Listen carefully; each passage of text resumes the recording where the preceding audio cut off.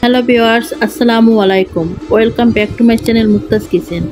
আজকের আয়োজনে ঈদ স্পেশাল তৈরি করে দেখাবো মালাই জর্দা। এই মালাই জর্দাটা খেতে এতটাই মজা যে একবার খেলে বারবার খেতে মন চায়। আমরা যে রেগুলার জর্দাটা তৈরি করি তার থেকে মালাই জর্দাটা খেতে একটু আলাদা। জর্দার সাথে সাথে এখানে আমি দুধের মালাই ব্যবহার করেছি, যার কারণে জর্দাটা দেখতে যতটা সুন্দর হয়েছে তার থেকে বেশি খেতে মজারও টেস্টি হয়েছে। আপনার বাড়িতে একবার তৈরি করলেই বুঝতে পারবেন এই জর্দাটা খেতে কতটা টেস্টি ও মজার হয়। তো বন্ধুরা, আশা করছি আমার আজকের এই মালাই জর্দা রেসিপিটা আপনাদের কাছে ভালো লাগবে। রেসিপি ভালো লাগলে অবশ্যই একটি লাইক দিয়ে রেসিপিটি দেখে নেবেন। তাহলে চলুন রেসিপিটি শুরু করি। প্রথমে একটি বলে নিয়ে নিচ্ছি 1 কাপ চিনি গুঁড়া চাল। আমি এখানে চিনি গুঁড়া চালটা নিয়েছি, আপনারা চাইলে এখানে কালিজিরা চাল বা বাসমতি চালটাও ব্যবহার করতে পারবেন। এবারে চালগুলোকে আমি কয়েকবার পানি পাল্টি ধুয়ে নেব। তবে চালটা থেকে যতক্ষণ পর্যন্ত স্বচ্ছ পানি বের না হবে ততক্ষণ পর্যন্ত চালটা ধুয়ে নিতে হবে। এভাবে স্বচ্ছ করে চালটা ধুয়ে নিতে হবে। এখন এই চালটা আমি 30 মিনিট ভিজিয়ে রাখবো। এভাবে ভিজিয়ে রাখলে এটা রান্না করার পর অনেক ঝরঝর হবে আর রাইসটাও সাইজে একটু লম্বা হবে। 30 মিনিট পর আমি পানিটা ছেঁকে নিচ্ছি, নিয়ে একটা স্ট্রেনারে করে আমি রেখে দিব বাড়তি পানিটা ঝরে যাওয়ার জন্য। আমি আগে চুলায় একটি ফ্রাই প্যান বসিয়ে পর্যাপ্ত পরিমাণ পানি গরম করে নিয়েছি। পানিটা গরম হয়ে যাওয়ার পর দিয়ে দিচ্ছি 2 টেবিল চামচ রান্নার রেগুলার সয়াবিন তেল আর দিয়ে দিচ্ছি সামান্য অরেঞ্জ ফুড কালার। তো আপনারা চাইলে এখানে পাউডার ফুড কালারটা ব্যবহার করতে পারবেন। তেল আর ফুড কালারটা ভালো করে মিশিয়ে পানিটা ফুটিয়ে আসলে দিয়ে দিব আগ থেকে ধুয়ে পরিষ্কার করে রাখা চিনি গুঁড়া চালটা দিয়ে সঙ্গে সঙ্গে নেড়েচেড়ে দিতে হবে, তা না হলে দলা পেকে যেতে পারে। চালটাকে ভালো করে মিশিয়ে দিয়ে এবার চুলার আঁচটা মিডিয়াম রেখে ঠিক 8 থেকে 10 মিনিট রান্না করে নেব। তবে চালটা অতিরিক্ত সিদ্ধ করা যাবে না, অতিরিক্ত সিদ্ধ করলে জর্দাটা রান্না করার পরে নরম হয়ে যাবে। আবার রাইসটা সিদ্ধটা ঠিকঠাকভাবে না হলে জর্দাটা অতিরিক্ত শক্ত থাকবে। আমি ঠিক 8 থেকে 10 মিনিটটা সিদ্ধ করে নিয়েছি। চালটা কিন্তু পুরোপুরি সিদ্ধ হয়নি, একটু শক্ত শক্ত আছে। আমি এ পর্যায়ে একটু চেক করে দেখব যে চালটা কীরকমের হয়েছে। তো চালটা একটু ভিতরে কিন্তু শক্ত শক্ত রয়ে গেছে, সেটা কিন্তু আপনারা দেখেই বুঝতে পারছেন। তো আমি এ পর্যায়ে কিন্তু চালটা তুলে নেব, এর থেকে আমি বেশি সিদ্ধ করব না। এই রাইসটা পুরোপুরি নরম করা যাবে না, একটু শক্ত শক্ত থাকা অবস্থাতেই তুলে নিতে হবে।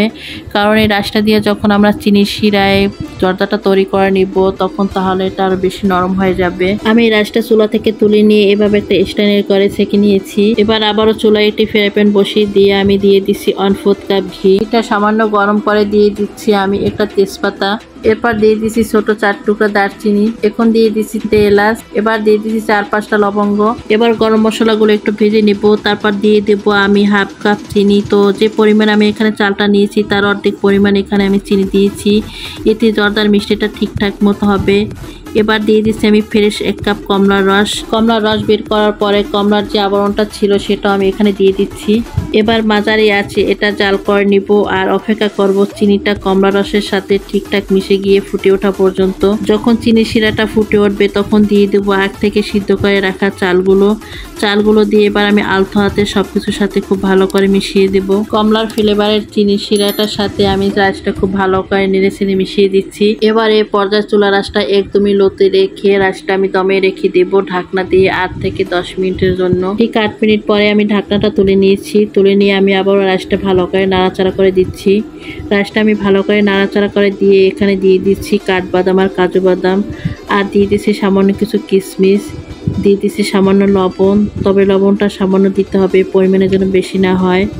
এবার সবকিছু ভালোভাবে আমি নেড়েচেড়ে মিশিয়ে দিচ্ছি। এবার সবকিছুর সাথে ভালো করে মিশিয়ে দিয়ে আমি আবারও ঢাকনা দিয়ে ঢেকে আঁচটা একদমই লোতে রেখে তারপর দমে রেখে দিব 8 থেকে 10 মিনিটের জন্য। ঠিক 8 মিনিট পরে আমি ঢাকনাটা তুলে নিয়েছি আর এখন এটা আমি আবারও নাড়াচাড়া করে দিচ্ছি। এ পর্যায়ে কমলার ফ্লেভারের শিরাটা টেনে গিয়েছে আর এরই মাঝে জর্দাটা পারফেক্ট ভাবে হয়ে গেছে। আপনারা দেখি বুঝতে পারছেন জর্দাটা কতটা পারফেক্ট ভাবে ঝরঝরে হয়েছে। আর এখন এটা আমি চুলা থেকে নামিয়ে নেব। চুলা থেকে নামিয়ে এটা এখন আমি এক সাইডে রেখে দিব। এবার জর্দার জন্য মালাইটা তৈরি করে নিব। আবার আমি চুলায় একটি ফ্রাই প্যান বসিয়ে দিয়ে দিচ্ছি 1 চামচ ঘি। এখন এর ভিতরে দিয়ে দিচ্ছি আমি 2 কাপ লিকুইড দুধ আর দিয়ে দিচ্ছি আমি সেই সাথে 1 কাপ পাউডার দুধ। এবার দিয়ে দিচ্ছি এখানে আমি 1 চামচ ভর্তি করে কনডেন্স মিল্ক। আমি কনডেন্স মিল্কটা চিনির পরিবর্তে ব্যবহার করছি, আপনারা চাইলে এখানে 2 টেবিল চামচ চিনি ব্যবহার করতে পারেন, তবে মালাইয়ের মধ্যে কম মিষ্টিটা দিলে খেতে ভালো লাগে মালাইটা। সব কিছু মিশিয়ে কিছুক্ষণ অনবরত নেড়ে ছেড়ে মাঝারি আঁচে জাল করে নিলেই দেখবেন এটা ঘন হয়ে আসবে। মালাইটা ঘন হয়ে আসলে আমি এর থেকে বেশি ঘন করব না, কারণ এটা ঠান্ডা হয়ে যাওয়ার পরে আরও ঘন হয়ে যাবে। তাই ঠিক এই পর্যায়ে আমি মালাইটা চুলা থেকে নামিয়ে নিব। চুলা থেকে নামিয়ে এই মালাইটা আমি সামান্য ঠান্ডা করে নিব। এবার আমি জর্দাটা পরিবেশন করে নিব। আমি এখানে এরকমের একটা বাটি নিয়েছি, তবে আপনারা যে কোনো বাটিতে এটা পরিবেশন করতে পারবেন। মালাইটা সামান্য ঠান্ডা করে নিয়েছি, এবার এটা আমি জর্দার উপরে ঢেলে দিচ্ছি। এই মালাইটার কারণে কিন্তু এই জর্দাটা খেতে বেশি মজার ও টেস্টি হয়। তবে এই জর্দাটার জন্য যে যতটুকু মালাই খাবেন সে ততটুকু এই জর্দাটার উপরে মালাইটা দিয়ে নেবেন। এবার উপর থেকে দিয়ে দিচ্ছি কিছু সাদা কালো মিষ্টি। তো এই জর্দার জন্য সাধারণত বেবি সুইটটা ব্যবহার করা হয়, আমার কাছে এই মুহূর্তে এই জর্দার জন্য বেবি সুইটটা নেই, তার জন্য আমি বড় মিষ্টিগুলো কেটে ছোট ছোট করে এর উপর থেকে সাজিয়ে দিচ্ছি। এবার উপর থেকে দিয়ে দিচ্ছি কিছু ড্রাই ফ্রুটস, তবে আপনারা আপনাদের পছন্দ মতো এই ড্রাই ফ্রুটসটা দিয়ে নেবেন। আমার তৈরি হয়ে গেল খুবই মজার ও টেস্টি ঈদ স্পেশাল মালাই জর্দা। এবার ঈদে ভিন্ন রকমের এই মজার জর্দাটা তৈরি করে আপনার প্রিয়জনদেরকে দিতে পারেন, সবাই খেয়ে আপনার প্রশংসা করতে বাধ্য হবে। তো বন্ধুরা, আশা করছি আমার আজকের এই মজার ও টেস্টি মালাই জর্দার রেসিপিটা আপনাদের কাছে ভালো লেগেছে। যদি ভালো লেগে থাকে তাহলে অবশ্যই এই ভিডিওটি লাইক কমেন্ট শেয়ার করে দিবেন। আর আমার চ্যানেলটি যদি সাবস্ক্রাইব করে না থাকেন অবশ্যই সাবস্ক্রাইব করে আমার পাশে থেকে যাবেন। তো আজকে এই পর্যন্তই, সবাই ভালো থাকবেন, সুস্থ থাকবেন, সবাই সবার জন্য দোয়া করবেন। আল্লাহ হাফেজ।